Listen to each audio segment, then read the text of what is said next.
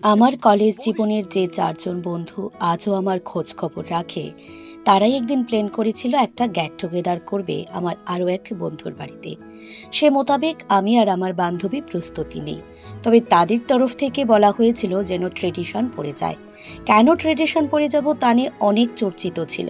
তার সত্ত্বেও আমরা দুই বান্ধবী পিকনিকের মতো করে ট্রেডিশন পড়ে গিয়েছিলাম। আর গিয়ে সেখানে আমরা সত্যি স্তম্ভিত আর সারপ্রাইজড। কারণ গিয়ে দেখি আমার এক বন্ধুর আশীর্বাদ।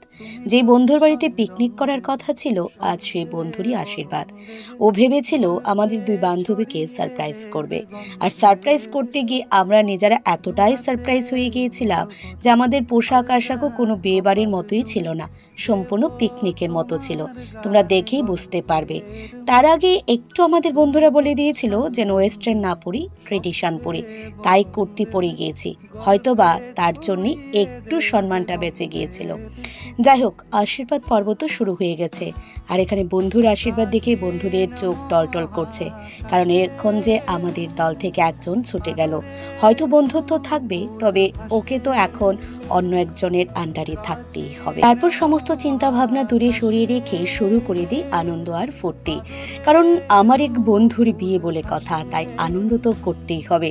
যদিও একটু সারপ্রাইজ ছিলাম, তবে সারপ্রাইজ পেয়েও আমরা কিন্তু সেই দিনটা নষ্ট করতে চাইনি। আমরা ৫ বন্ধু, তার মধ্যে আমার ৩ বন্ধু আর এক বান্ধবী। আমার যে ৩ বন্ধু, তাদের কথা না বললেই নয়, কারণ আমার প্রতিটা মন খারাপ, প্রতিটা খারাপ সময় যখনই ফোন করি সবার আগে তারা পাশে থাকে। অনেকেই তো তোমরা এমনও ভেবেছো যে আমার আদৌ বয়ফ্রেন্ড কয়জন, কারণ আমি প্রতি সময় তাদের সঙ্গে এমনভাবেই ঘোরাফেরা করি, সবাই ভাবে আমার বয়ফ্রেন্ড। আসলে তারা আমার এত এত কাছের বন্ধু, তোমাদেরকে ভাষায় প্রকাশ করতে পারবো না। কলেজের সময় তো অনেক শত শত বন্ধুই ছিল, কিন্তু আজ পর্যন্ত যারা বজায় থেকেছে তারা ৪ জন। তার মধ্যে বান্ধবী একটু সময় কম দিতে পারলেও আমার বন্ধুরা প্রতি সপ্তাহে একবার আমার সঙ্গে দেখা করবেই। আমি যদি তাদেরকে সময় দিতে নাও পারি, আমার বাড়ির সামনে রাত ৯টা বাজুক আর ১০টা, তারা আমার সঙ্গে দেখা করতে আসবেই।